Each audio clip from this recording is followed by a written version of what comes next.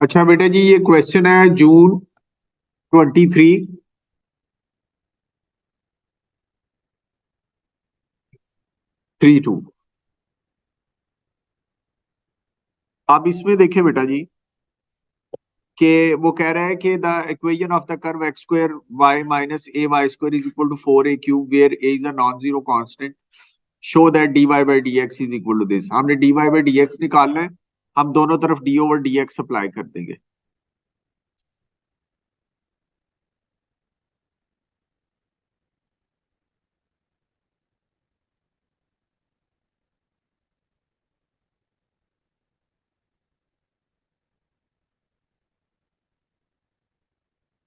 ये जी क्वेश्चन में दोनों तरफ हमने d over d x apply कर। अब पहली टर्म के अंदर दो चीजें मल्टीप्लाई हो रही हैं, यहां पर हम प्रोडक्ट रूल लगाएंगे। डिफरेंशिएशन का एक्स स्क्वायर को छोड़ दिया, वाई का derivative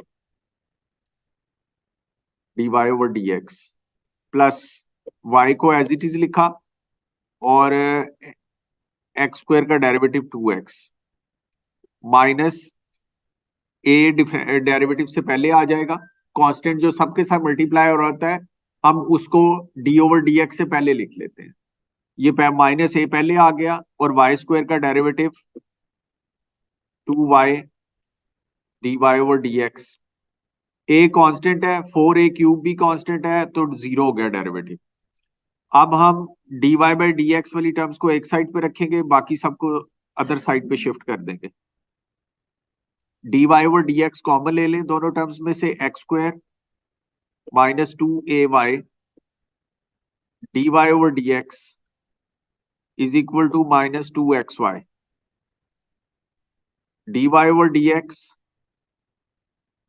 is equal to minus 2xy divided bye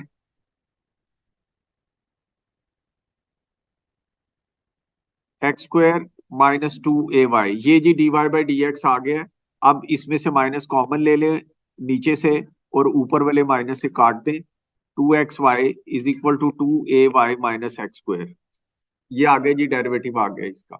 implicit differentiation use हो रही है। इसका जो सेकंड पार्ट है उसमें क्या कह रहा है,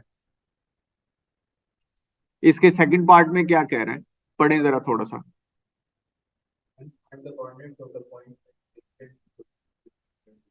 Now, in the second part, we want to find out the points on the curve where the tangent is parallel to y-axis. Y-axis के parallel है। तो अगर टेंजेंट y-axis के parallel है, तो फिर क्या होगा, टेंजेंट का ग्रेडियंट क्या हो जाएगा, अनडिफाइंड हो जाएगा। अनडिफाइंड को हम 1/0 लिखते हैं। तो यहां पर हम लिखेंगे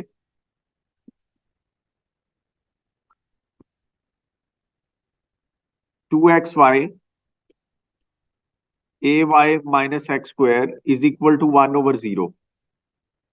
टेंजेंट का ग्रेडियंट क्या होता है, dy by d x. dy by d x को हमने अनडिफाइंड रख दिया है, 1/0 रख दिया। तो क्रॉस मल्टीप्लीकेशन से आ गया 0 is equal to 2ay minus x square is equal to 2ay।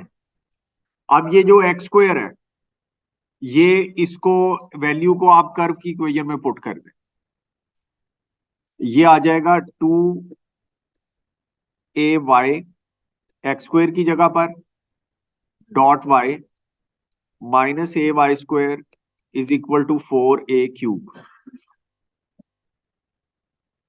ये बन गया जी 2ay square minus a y square is equal to 4a³। A y square 4a³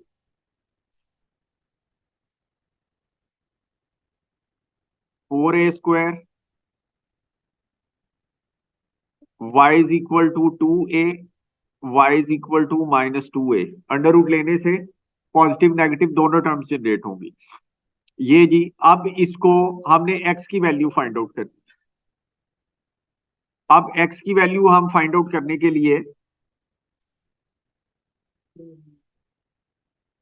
ये y की वैल्यू जो है हम इसमें पुट कर देंगे, ये जो x square is equal to ये बनाया हुआ है।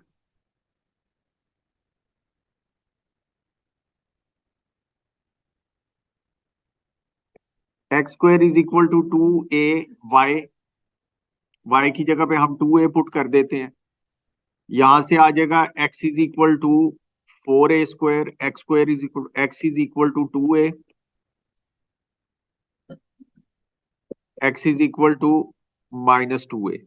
तो यहां से कोऑर्डिनेट्स क्या बन गए, अगर x 2a है तो y क्या है, 2a है, और सेकंड केस में अगर x माइनस 2a है तो y अगेन 2a है।